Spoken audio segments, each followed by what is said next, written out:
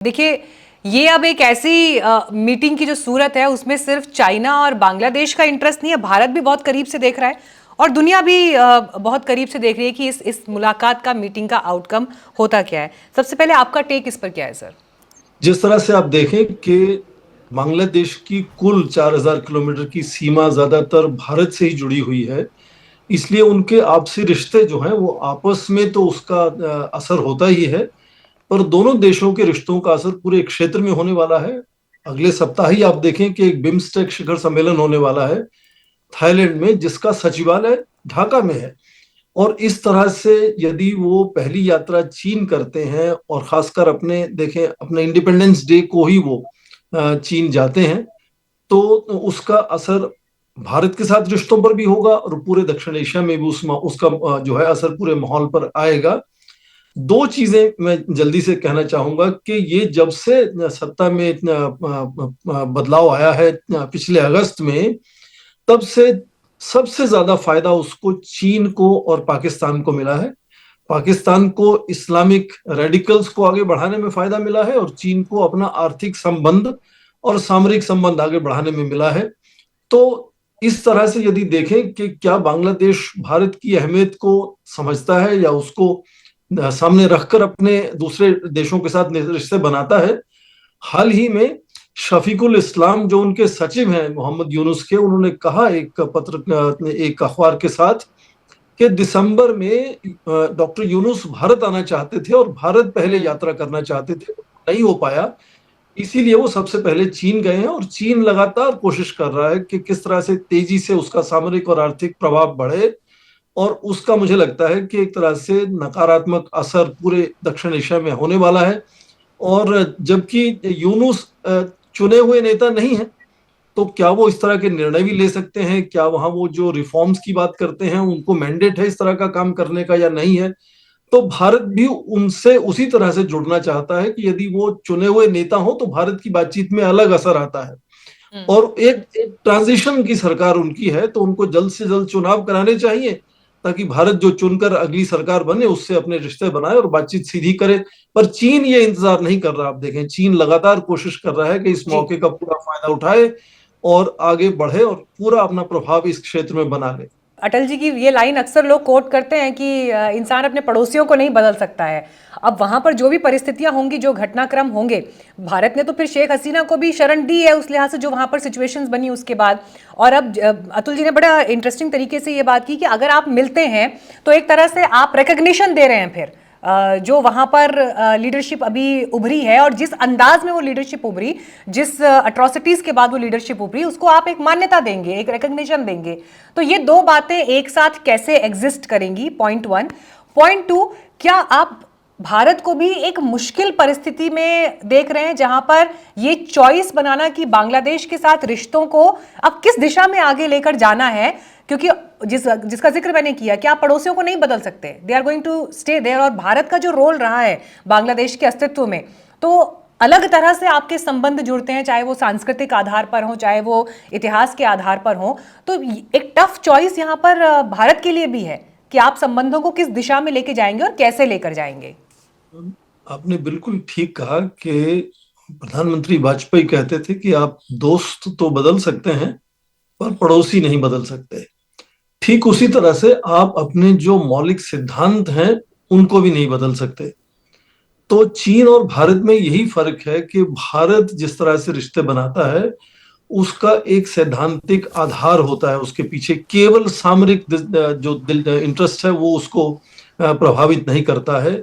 तो भारत के लिए जैसे ये बहुत जरूरी है कि किस तरह की, जैसे आपने कहा कि वहां सरकार बनी है, कौन सी ताकतें हैं, जो वहां का संविधान है बांग्लादेश का, उसमें इस तरह की अंतरिम सरकार बनाने का जो खास जरूरत है वो ये कि ये नॉन पार्टीजन होनी चाहिए, न्यूट्रल होनी चाहिए और इंटरिम होनी चाहिए। ये कुछ भी नहीं है, ना तो नॉन पार्टीजन है, छात्र शिविर जगह जगह घुस के उनके अंदर अपने निर्णय लेता है, न्यूट्रल भी नहीं लगती है ये साफ तौर पे, जिस तरह से वो लगातार रेडिकलाइजेशन हुआ है बांग्लादेश का, और इंटरिम भी नहीं है क्योंकि आप देखें ये लगभग 2 साल रहने की कोशिश है इनकी और बड़े सुधार करने की कोशिश है। जबकि उनको मैंडेट नहीं है इस तरह के बड़े संवैधानिक या वहां के जो संस्थान है उनमें सुधार लाने के लिए। चुनाव जिस सरकार का होगा वो करेगी वो सब। तो सिद्धांतों के आधार पर भी देखें कि भारत के लिए आसान नहीं है। म्यांमार में लगातार कई दशकों तक आप देखें कि एनएलडी के साथ जुड़ा रहा भारत। बहुत देर के बाद तय किया कि सेना के साथ भी हम बातचीत करेंगे। तो यहाँ हालात किस तरह से आने वाले समय में उभरते हैं वो तय करेंगे कि भारत कब सीधी बात करेगा। मुझे नहीं लगता कि बैंकॉक में प्रधानमंत्री मोदी की बात डॉक्टर यूनुस से होने की संभावना है, क्योंकि ये संकेत भारत दे चुका है पहले से। ये सब जो सीमाएं हैं वो चीन पर लागू नहीं होती हैं। चीन हमेशा रेडिकलाइज्ड और डिक्टेटर्स के साथ लगातार, तालिबान के साथ लगातार दोस्ती करने को तैयार रहता है। तो रेडिकलाइज फोर्सेस एक तरह से उनका ये आसान हो जाता है कि चीन के साथ वो जुड़े, क्योंकि चीन वो सब सवाल नहीं पूछता जो भारत पूछना चाहता है। पर भारत की जो भौगोलिक स्थिति है, भारत की जो इतिहास है इस देश के साथ, जो लोगों का अपना आपस में जुड़ाव है, आर्थिक व्यवस्थाओं का, संस्कृति का जुड़ाव, उसको तो आप झुटला नहीं सकते, चीन भी नहीं झुटला सकता। चीन का पूरा ध्यान रहता है कि आर्थिक और सामरिक संबंध बनाए जाए। भारत के संबंध वहां तक सीमित नहीं है। भारत के तो भौगोलिक हैं, जियोलॉजिकल हैं, हिस्टोरिकल हैं, लोगों के हैं, रिश्ते हैं, जुबान के हैं, सब तरह के रिश्ते हैं। तो बिल्कुल। वो भारत के रिश्ते हैं वो अलग तरह से जुड़ेंगे और वो हटाए नहीं जा सकते। भारत बहुत लगातार, और वो ये मोहम्मद यूनुस जानते हैं, शायद इसीलिए लगातार वो कोशिश भी करते हैं कि किस तरह से भारत से बातचीत हो जाए, उनकी लेजिटिमेसी बढ़ जाएगी भारत से बात करने के बाद, उनको लगता है। पर भारत को ये देखना होगा कि जब तक ये सरकार एक रुझान रेडिकलाइजेशन की तरफ बना हुआ है इसका, चाहे इसकी आप कमजोरी समझें या उसकी जरूरत समझें, या जिस तरह से वो चीन के साथ जुड़ता हुआ नजर आता है, पाकिस्तान के साथ जिस तरह से लगातार on arrival visa, direct flights, direct shipping, व्यापार और ये सब अचानक शुरू कर दिया है।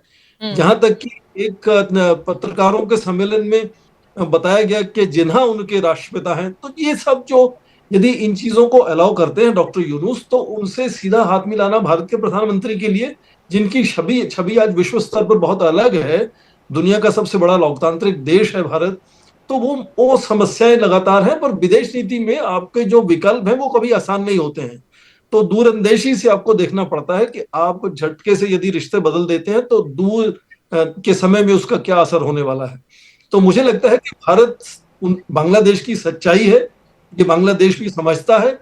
पर जैसे अतुल ने कहा कि अभी इस वक्त मुसीबत में है, यदि कोई उनका हाथ नहीं पकड़ने को तैयार, तो जो हाथ पकड़ेगा उसके साथ वो हाथ मिलाते हुए नजर आते हैं। पर एक 30 सेकंड आप ध्यान दें इस पर कि बीजिंग में शी जिनपिंग से बातचीत तो हुई है, पर उसमें कोई ठोस नतीजे नहीं लिखे। केवल, जिसको हम लिप सर्विस कहते हैं, केवल जुबान से उन्होंने कहा कि दोस्ती बनाना चाहते हैं। उन्होंने कोई उनकी बात जो उन्होंने रिक्वेस्ट किया कि इंटरेस्ट रेट वगैरह कम कर दें, उस पर कोई निर्णय नहीं अभी तक सामने आया है। तो बातचीत उनकी हुई है, अपने आप में वो भी एक अच्छा संकेत है, पर कोई ठोस उससे बदलाव आया हो चीन का, उससे कोई नजर नहीं आता। चीन का ध्यान लगातार रहा है। पिछले 8 महीने में भी चीन ने सबसे बड़ा निवेश किया है, करीब कितनी सारी कंपनियां वहां घुस गई हैं।